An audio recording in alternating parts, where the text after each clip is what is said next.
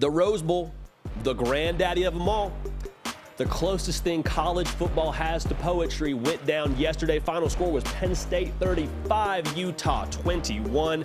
And this to me was just a boxing match, especially in the early going. You have two programs that, you have two programs that were just going back and forth in the trenches. And I just loved so much looking at Twitter and seeing the screenshots of those formations they ran on the goal line. Both Penn State and Utah came out in just some blue-collar kind of football formations. You got Utah out there with like 3 running backs in the I formation. Penn State out there with the full house. Like, it was just a thing of beauty. Was so fun to watch.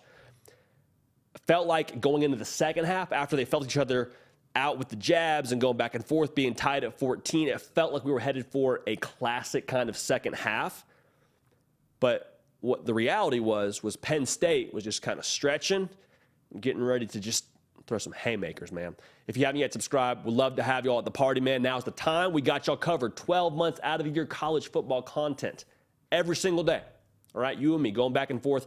This is a community, and we'd love to have you join it. A channel, yes, we love doing content, but this is really an interactive back and forth community that we're very, very grateful to have you all a part of. Subscribe if you haven't already. Also, follow me on Twitter and on Instagram at JD Piquel. A lot coming on those platforms. We don't want you to miss anything on there either.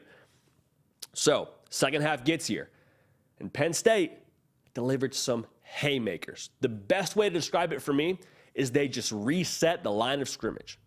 And the best way to exemplify that, the best illustration I have, is Nick Singleton, the phenom freshman, ripping off an 85-plus yard touchdown run. He's going to be special, y'all.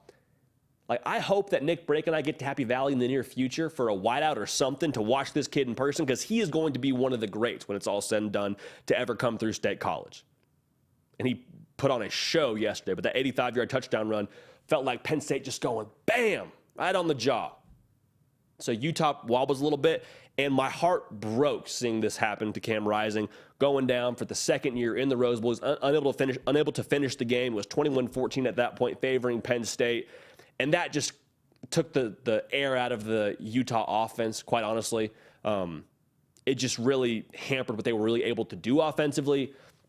And with that line of scrimmage reset for Penn State, a lot of money on the table. You just saw a lot of hundreds on the table for Penn State. And all that Sean Clifford did was cash in. Like, he was special yesterday. And I say reset the line of scrimmage. That's awesome. That's very important to winning any football game, is dominating in the trenches. But in a game like this against Utah, it was only going to be as effective as they could throw off of it. You hear what I'm saying here? It's only as beneficial running the football if you can get the explosive plays off of that. And Sean Clifford had himself a day. 16 for 22, 279 yards, 2 touchdowns, 12 yards a completion. That's explosive. That is really, really good. And let's just talk about Sean Clifford here for a second. Seeing him get his swan song yesterday in Pasadena and have his moment where he walked off the field and the crowd erupted, just a sea of white T-shirts erupted, that was really just a beautiful thing. That was one of those moments that you look back on and say, that's why we love college football. That's what's special about it. Because there was so much scrutiny around Sean Clifford, really the entirety of his career. Everyone has an opinion on him. Whether it's great, whether it's awful, there really doesn't seem to be much in between with the Sean Clifford experience. But the way that he led this football team this year and the way that he showed up in the biggest moment on the biggest stage for this program, for his team, you're just so happy for him. He was a great decision maker. He was accurate with the football, and you could tell the entire team fed off of him. And that's what great teams have. And I truly believe that he has left Penn State in a better place than when he found it. And he will forever be loved in Happy Valley, forever loved on this program. Tons of respect for him and what he's done. And was a huge reason why they won that football game yesterday. So, winning the Rose Bowl for Penn State, here's my opinion now. I think this is a recalibration moment for Penn State. Because if you lost that game yesterday, you start to reassess everything internally. You start to reassess expectations. Hey, we lost to Utah. Where do we stack up in the Big Ten? Are we just really solidly in that third place? Is that just kind of where we're going to live? And we just have to understand we can win every game besides Michigan and Ohio State. That might be a real conversation you have internally if you're a Penn State fan.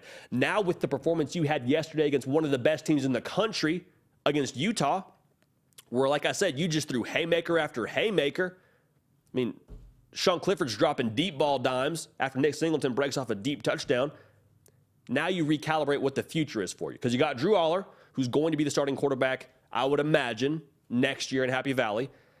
And now I think the expectation goes from we're just a bronze medal team to I think we should / we need to beat Ohio State or Michigan next year. Needs to get at least one of those. Because you've proven you're not an average team nationally. It's not just we play in the Big Ten and we run through everybody but Ohio State and Michigan. No, you're a real deal program in Penn State.